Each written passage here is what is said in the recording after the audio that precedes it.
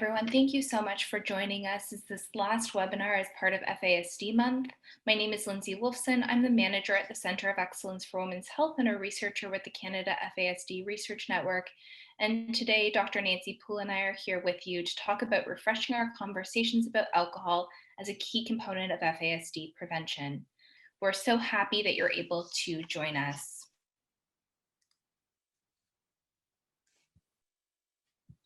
So today, we are going to go through this webinar in 4 distinct sections. We're first going to give you a bit of an introduction, then talk about brief interventions as an FASD prevention strategy, how we're able to multitask in these conversations, and then go into the how-to.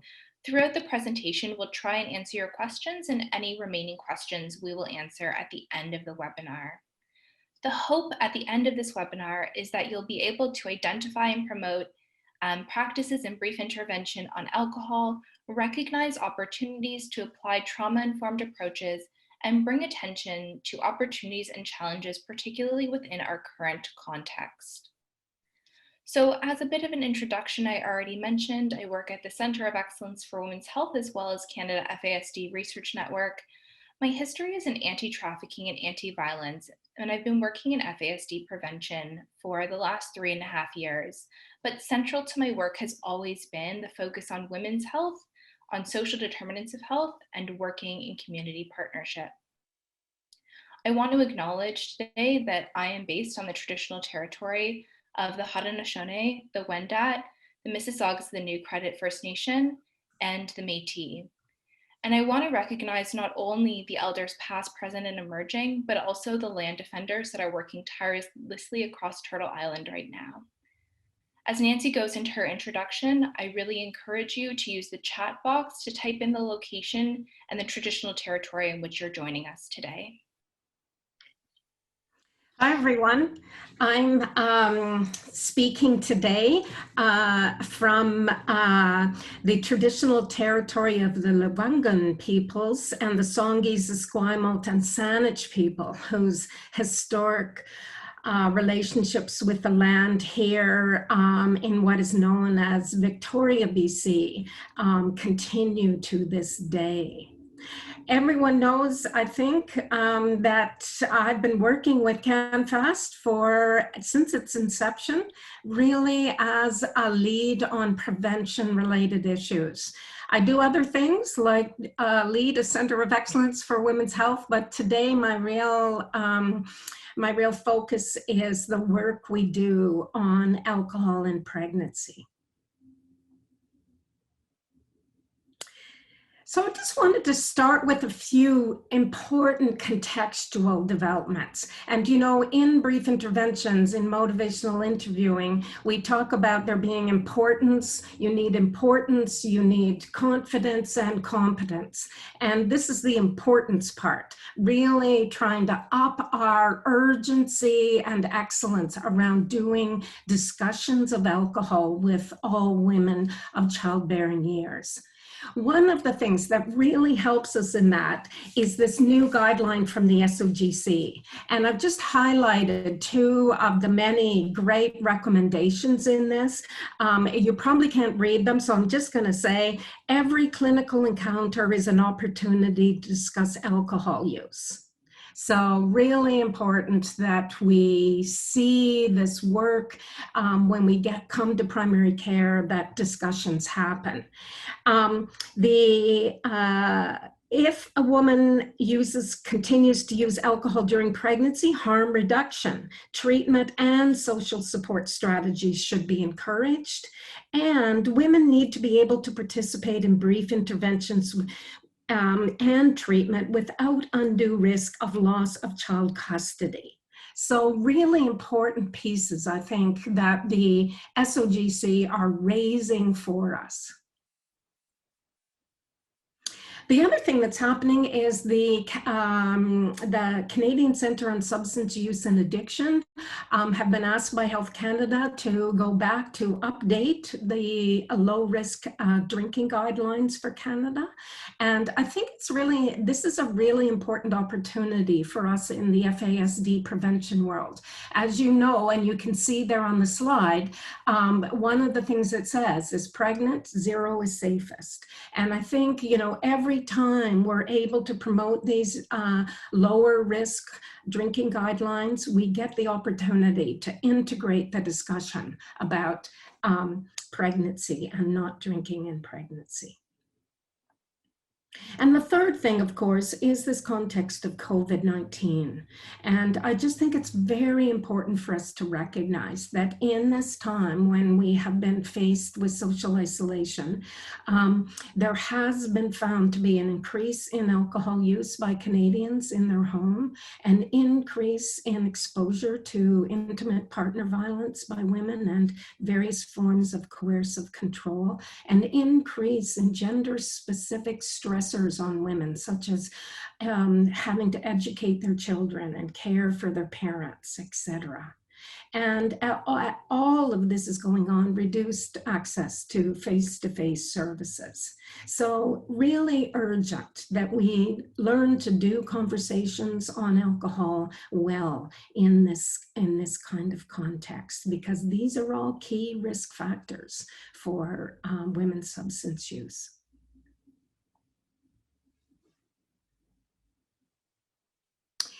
So, we've long since shared this piece with you about the levels of FASD prevention. Today, we're just going to talk about the level, what we call level 2, which is discussion of alcohol use and related risks with women of childbearing years and their support networks. But please recognize that we need this coordinated and aligned group of things happening if we're going to be able to prevent FASD. But central to it, level 2 is really a point place for women and their partners to all these other levels of care. And so we see it as an especially important place for us to be having discussions about how do we do this well. And we are doing it well. Practitioners, we met with practitioners all across Canada in each province and territory about how they were already having these conversations. And we found they are drawing on many wise practice approaches that are related to doing a brief intervention or having these conversations about substance use with women. And we're going to talk more about all of these things as we go through best and promising practices today. So Nancy did a really good job of setting the stage where we are right now. And so we're just going to take pause to really explain what we mean by brief interventions. And these are collaborative conversations between an individual and a health or social service provider to discuss issues such as substance use, mental wellness, contraception, diabetes, violence or trauma, and they can be formal or informal, structured or semi-structured, and they can be a one-time conversation or a series of conversations over a period of time.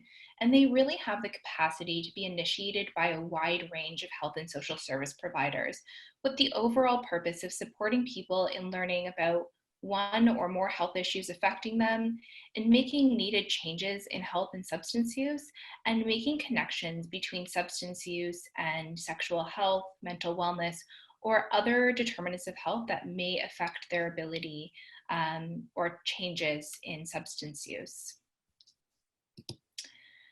And so when we're thinking about what brief interventions are, typically they're situated within the model of screening, brief intervention, and referral. And so today we're primarily talking just about brief interventions. And the reason why is because when we went across the country, we learned that with a lot of types of providers, screening may not fit into their practice, but brief interventions and engaging in these conversations with women, girls, and their partners always do. And several providers also expressed the concern by starting with screening that we are putting focus on behavior in a judgmental or stigmatizing way, we can be creating unequal power dynamics between providers and clients. And this is particularly true when providers are working with Indigenous clients, and that it really just doesn't fit into practice approaches. So we're able to have these conversations and really build trust and relationships with women. And while we're talking about alcohol primarily today, there really is a lot of research and emerging research to suggest that brief interventions can be expanded to multiple substances and across multiple health issues. And one of those examples we have at the top here is from Project Choices. And Project Choices we'll talk about a little bit more throughout the presentation, but it's a dual brief intervention that not only addresses substance use, particularly alcohol use and tobacco at times, but also contraceptive use. And by having these conversations about both alcohol and contraceptive use, they've been able to reduce alcohol-exposed pregnancies. But really by broadening these conversations and talking about multiple issues or multiple substances, we're able to lead to more effective and engaging conversations. And this is becoming more and more true with cannabis legalization and women's comfortability to talk about cannabis, for example, during pregnancy, and that being a doorway to then talk about alcohol use. And we have created a number of resources that we can type into the chat box and the Q&A as well. And these are from Doorways to Conversation, but also our 50 Ideas for Dialogue, Skill Building and Empowerment, and talks about how different types of providers can engage in conversations about alcohol or these multiple approaches at the same time, depending on where they're situated in practice. Having these conversations about substance use, though, and really engaging in brief intervention also invites a larger dialogue about the reasons that might prohibit women from stopping or reducing their substance use, or finding strategies to reduce their use that support the issue simultaneously or will better enable a reduction in substance use. And so this is a handout that we created with the Girls Action Foundation on building facilitators guides for girl-specific health promotion that talk about healthy eating, physical activity, and substance use. And this particular sheet on substance use highlights some of the overlapping issues and concerns and questions that girls may have in thinking about substance use reduction. So focusing on mental wellness, on sexual assault, on weight, and how we're able to talk about these as an entryway to talk about substance use as well. And so it's really important for us to think about multi-topic, multiple substance conversations that fit into the needs of the girls and women that you see and within your practice approach. And so I'm highlighting these questions right now, and we'll leave them up at the end of the presentation as well. But I really encourage you to use these self-reflection questions as a way of thinking about how you can continue to support women, girls, and individuals who are pregnant and their partners when moving forward. Thanks, Lindsay. So now we're into this complex area about how do we do these conversations or brief interventions with women, and how do we do it in a way that really gets to the root influences on their use, rather than just staying at the surface of saying, oh, you know, don't drink in pregnancy, but really trying to think about all the influences on their use that may be modifiable, or that we may be able to support them on. And so we've been thinking through these 4 types of approaches or principles that we can integrate in our conversations that could really go a bit deeper than simply, you know, talking about alcohol alone. So we're just going to go through those one by one right now. The first one is about using trauma-informed principles and practices. And in this time with people with a level of stressors related to COVID-19, as well as many other challenges going on in the world, I think this piece definitely needs to be front and center in everything we do. And these four basic pieces to trauma-informed approaches are ones that we've been working on building from the literature and from people's practice and from lived experience in the context of our work at the Center of Excellence for Women's Health. And I'm just going to speak to two of these principles right now as they relate to having conversations about alcohol in pregnancy. And the first one is about this idea of choice and connection, about approaching the conversations from a place of mutuality and not power over, recognizing that people who are stressed or who have experienced trauma in their lives really need to have conversations that are reparative of those overwhelming and power over experiences. So really our work needs to be about building relationships and to building trust and creating that place for women to be able to talk to us about what's going on with her and and how we may walk with her as she makes some choices around her alcohol use in pregnancy. And this picture here is an absolutely fabulous document by the Breaking the Cycle group in Toronto that talks about their approach of focusing on relationships in their work with mothers and children.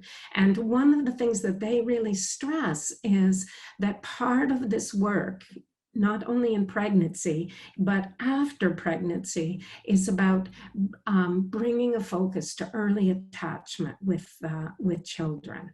And that is one of the types of relationships that we can really be part of facilitating. And the other principle I just want to mention is the one we all are super aware of, as is safety.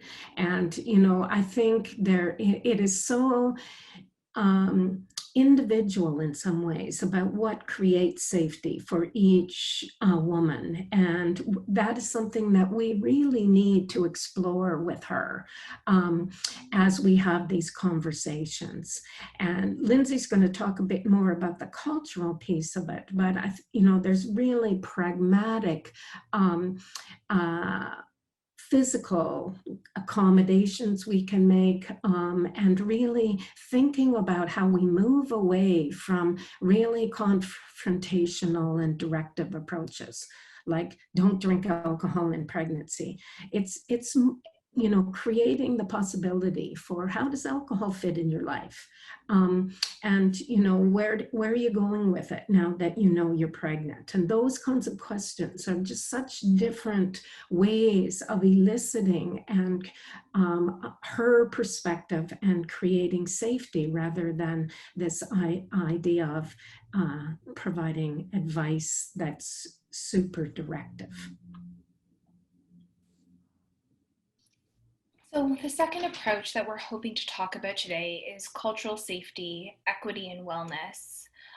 And so cultural safety is a practice that came from Maori nurses in New Zealand with the intention to improve health status and well-being and the delivery of health services, recognizing and accepting the differences between who is treated and understanding the power differentials within health services and how health can impact individuals and families.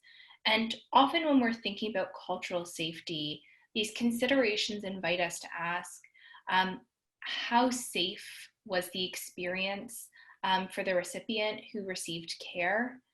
Did they receive respect? Were they assisted in their cultural location and values? And were all of those taken into account in the service encounter?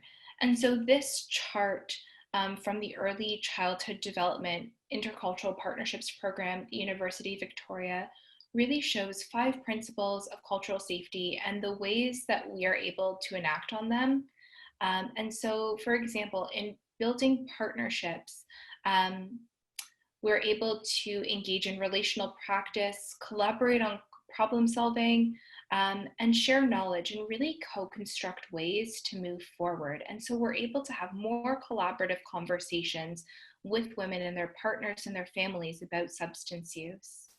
And similarly, when we're thinking about positive purpose, we're able to then build on women's existing strengths, ensure that there's confidentiality in the conversations that you're having, and that there's no intention for harm. And so, as Nancy articulated as we went in that first slide about what the approaches were and the principles behind brief intervention, these ideas of cultural safety really resonate within our ability to enact these conversations. They just might require us to work a little bit differently to make sure that we are fostering safe and respectful conversation and collaboration. And so the ways that brief interventions can be more culturally appropriate, relevant, or safe are by thinking about resources or having conversations that are based in local community languages, or using imagery. So it might not be as appropriate to ask some of the screening questions, for example, but by using local images. I know in northern Manitoba there was an initiative that brought forward imagery of local animals and then asked women to rate their health based off of the animals there. And by doing that, it was really embedded within culture and language, and really brought connections to the land. Brief interventions can also result in referrals, and those referrals can be made to Indigenous specific programs.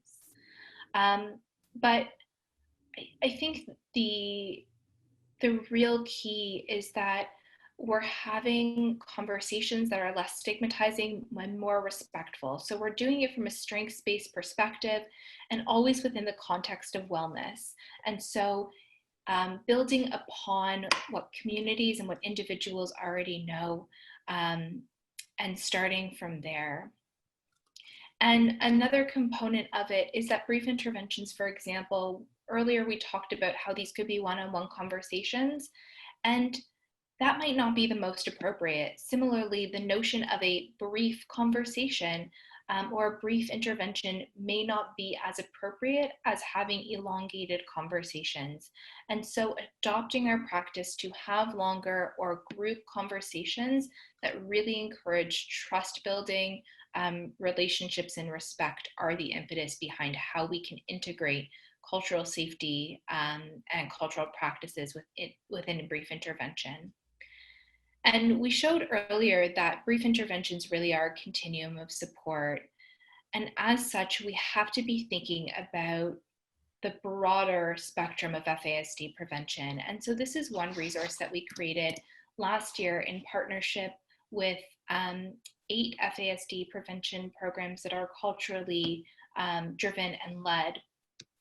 And these 6 tenets that we have up here were developed to have us think through how we can be responding to the Truth and Reconciliation Commission's call to action number 3 on developing community-led FASD prevention programs, but also allows us to reflect on how community and culture-led programs exist currently and how we can reframe our conversations and our brief interventions to be more culturally appropriate. And there are reflection questions at the end of this booklet that I really encourage those who are joining us today to look at and consider.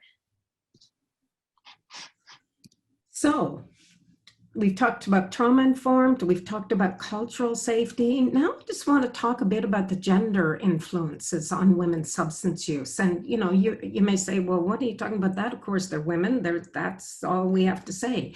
But I think that there's really some clear influences on women's drinking that are nested in gender relations and gender roles. And one of the biggest influences on women's drinking is the influence of her partner, and whether they're interested in stopping drinking or in pressuring her to continue to drink, etc. So this has repeatedly been shown in the literature to be a key issue.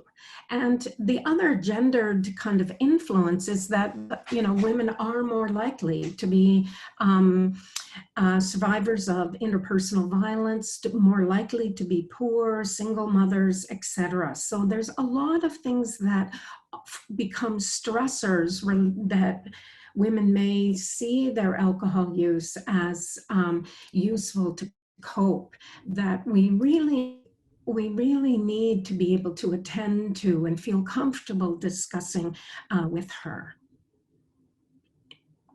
And the other part of thinking about gender influences is thinking about how do we engage boys and men in reproductive health issues and be partners and allies in the process, and sharing the weight of change between both men and women. And this is a great example of a poster created by the Indigenous Disabilities Group on Vancouver Island about, just really showing how that kind of work can be done, of bringing both young men and young women together to think about healthy pregnancies and not drinking alcohol, and also linking it to the broader issues of how can we have a healthy nation as part of the work we do on alcohol and pregnancy. So you can see we've really upped the conversation a great deal here in adding in this thought about thinking about gender equity, even as we're having conversations about alcohol and pregnancy. And there's another piece to it that I think is really important for us to think about as we're having these conversations about alcohol and pregnancy. And it links back to the low-risk drinking guidelines in some ways, because there's a lot of good information about not only the gender-specific reasons for drinking, but also the ways in which alcohol has a more serious physical health impact on women's bodies due to different metabolization, different ratio of body and water fat, etc. And sometimes it's really helpful for women to hear about those sex differences in the impact of alcohol, and recognize, therefore, that we can't keep up with drinking with men as when we're not pregnant, and we definitely need to think about the reproductive health issues when we are pregnant, and the prevention of FASD. So I think there's a lot of possibility for conversations. And this slide also mentions some of the work that's been done on campuses across Canada, some very special projects where boys and men were brought in to think about how they can support women and girls and to challenge the sort of masculine norms for being risk takers and really partiers in the context of their time on campus. So there are lots of doors in, I think, to have these conversations that include what we know about the sex and gender influences on alcohol use. And now we're at the fourth part of our circle, focusing on harm reduction. And so, when we're thinking about harm reduction approaches, we're really recognizing the importance of supporting individuals who might not have the goal or might not be ready to immediately abstain from alcohol. And so these approaches are really non-judgmental and non-coercive, and they can vary in how they're enacted. It can range from education and outreach to sharing information about safer drug use or distributing clean needles, condoms, or other supplies. But providing this low barrier access to services that can emphasize safety, relationship building, that have short wait lists and are provided in an accessible way, can really encourage women to access these services and receive support in the ways that are most needed by them. And last year, we worked very hard on a study about mothering and opioids. But through that study, we learned about how, in responding to specific substances, how we can also continue to reduce harms, address barriers and stigma, and work collaboratively across systems to create safe and inclusive services. And so when we're thinking about reducing harms, I think there are multiple levels of it. One of those levels is how accessible programs can be and how our programs can be harm reducing. And I think the tool that we have on the left, which is reflecting on barriers and what we can do to reduce them, can really be used as it situates how this is 5 of the barriers we identified, how 5 of these barriers are enacted within programs, how programs can address it, and then they encourage individuals to work together with their colleagues to reflect on what services or approaches are available within their existing service to address these barriers. And the one on the right, I think, is really helpful because we do all enter our practice with biases. And so by using self-assessments, we're able to reflect on where our bias is and really think about strategies to overcome these biases and maybe work in a more harm-reducing or trauma-informed way. The main consideration when we're thinking about harm reduction is that we're really supporting women in so many different ways. And so even though we're talking about harm reduction as this, big title, there are so many ways in which it can be enacted, and the ways in which you're engaging with women or through your services can look differently just depending on what your target populations are. At the end of the day, really all of the programs and the ways in which harm reduction can be enacted are going to support women where they're at. They're going to provide practical support that address women's immediate needs, which can then help address substance use. Recognize that abstinence is one goal, but may not be everybody's goal, and that a flexible, respectful, and non-judgmental approach may be more important in helping women reduce their substance use, and that these services must be integrated. And so we must be working together and value the needs of mothers, children, and the mother-child dyad within these conversations and service provision. So, it's really, important to have all these principles in our heads. How do we actually do this work? And I think it's really important that we always be operating with both those levels going on at the same time, is thinking about the principles we're trying to bring in, think about the woman we're working with, and also using really solid evidence-based practices. And the most evidenced approach to brief intervention that we have is motivational interviewing, which sounds like sort of a heavy thing, like you're somehow motivating or you're interviewing, but it really is a process of guiding and being skilled in that process. And, it doesn't have to be long, it just has to be collaborative and about guiding.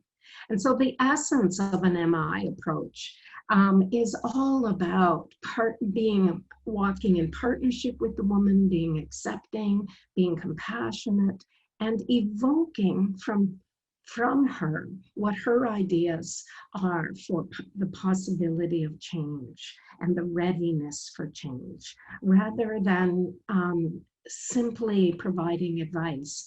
It is about this kind of spirit that you can see here. And, you know, it has long been the best evidenced approach that we have. And I think it's really possible to bring all those principles and see them that we've been talking about up to now, with being, you know, gender equity, about harm reduction, about trauma informed, etc. They all can be seen here in this important way of walking with women. So we have created this sort of what kind of cheat sheet, we call it, about discussing substance use with women, that's downloadable from our website, that just kind of translates all of that evidence into some really concrete thoughts as you're talking to women about alcohol, about other things that are going on for her that are related to alcohol, when you're talking about more than alcohol and cannabis as well, etc. So really thinking about how we normalize it, how we talk to women about, you know, most women do not drink in pregnancy.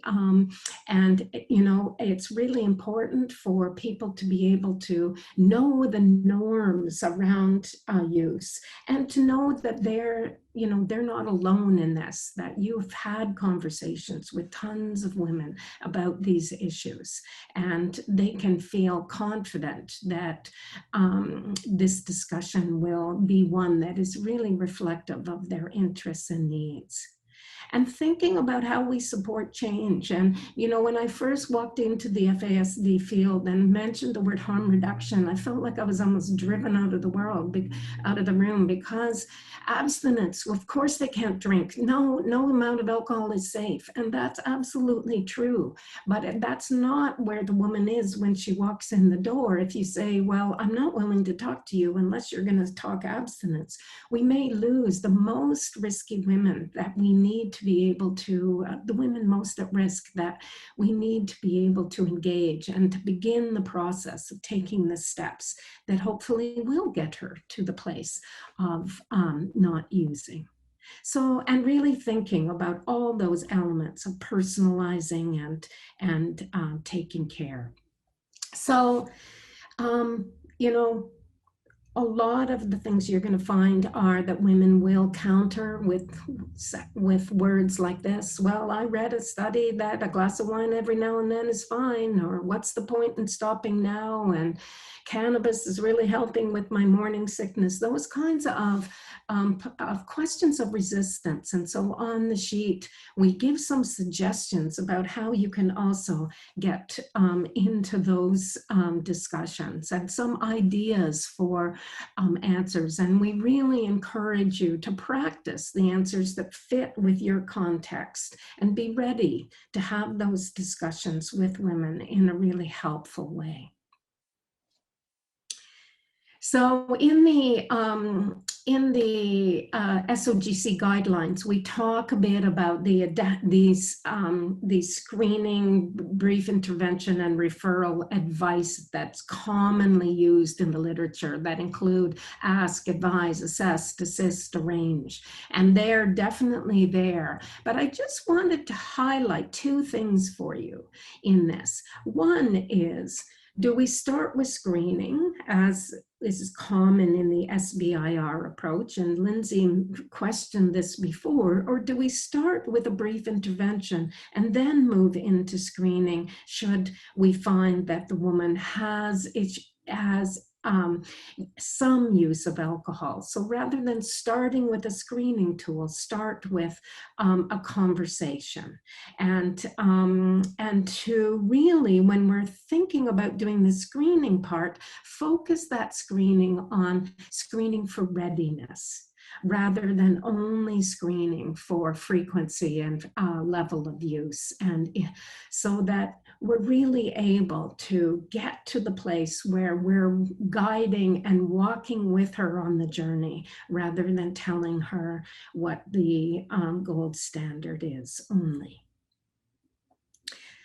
And for those of you who are going to use a screening tool, I just really wanted to mention that this is one that we're really beginning to recommend as a useful screening tool, the Audit C, the first 3 questions of the longer audit, as a way of screening. So how often do you have a drink? How many standard drinks do you drink in a typical day? And you may want to show a picture of what a standard drink is.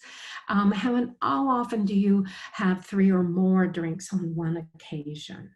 And we're recommending that because these are questions that can be used at any time, before pregnancy, during pregnancy, after pregnancy, etc. And so rather than having to learn a specific screener for pregnancy, we're really recommending these evidence-based approaches to help you get to the questions, if that's part of your work as a physician, to actually have to screen and enter it on a record.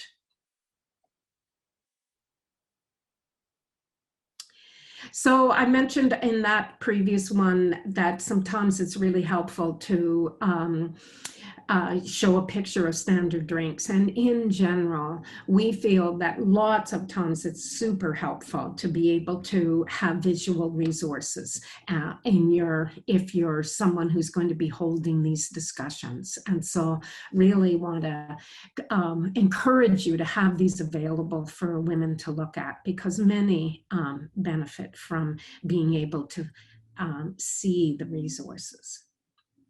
I think it can also be really beneficial for you as a provider to get more familiar with these resources, because it can also build your confidence with asking these questions and familiarity.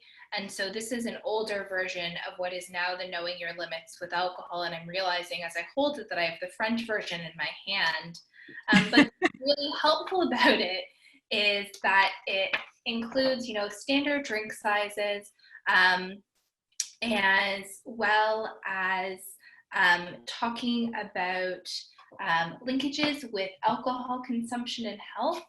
And it asks individuals to reflect on what the reasons behind their alcohol use and what role alcohol fits into their life. And I think that can be a really helpful tool and a really empowering tool, because it allows women and their partners to reflect on their existing strengths, but also makes it a little bit easier as a provider to be thinking about these questions, because you have the guidelines right there. And so it can be a lot more accessible for you. And similarly, these are fact sheets that we have on our website that talk about multiple substances, and they're broken down by talking about the substance more generally, but then the effects on your health, pregnancy, breastfeeding, and postpartum. And having these resources that we regularly update available can be really helpful, because you're able to have sort of the evidence right in front of you in a concise way. And so you're able to address the questions as they're coming to you. And I think that there's really a power in turning to the evidence and turning to resources, and not pretending like we know all of the answers, because we don't. But by having recommendations for what women can look at themselves, or what you, or for what you should look at as a provider, I think those can be really helpful. And so I know that we talked really quickly in the last 45 minutes, and we said quite a lot. But before we turn to the Q&A, I think there's really the importance of just reflecting on this whole conversation, and that when we're thinking about brief interventions, often we're talking about brief interventions based on motivational interviewing, but there's a wide application in how it can be applied. There are multiple substances that it can be applied to, in multiple health issues. And so by bridging all of these together, we're able to talk to women and their partners about their health in a way that may be more supportive to them, may be more collaborative, and can facilitate relationship building in a really significant way. So, as I mentioned at first, this is a time with COVID and increase in alcohol use and partner violence when we really need to up our game and in having these conversations, and to do so in this evidence-informed and principle-oriented way. And I just wanted to mention the Think FASD site that CanFASD has built in this context that really focuses in on this moment in time and encouraging couples together to think through reducing their alcohol use before pregnancy and if they're not using contraception, to make sure that they do if they're still drinking, and to really think about no use in pregnancy, and to really engage together in this process. And I think it's a great resource to turn couples to as you're beginning these conversations about alcohol use. And really understanding the relationship of the stressors and the increase in violence that's going on. So as you're working with couples, to be really thinking about these larger issues of partner influence on women's substance use, and really encouraging safe conversations with those couples individually, as well as possibly together. So lots to think about in the current moment.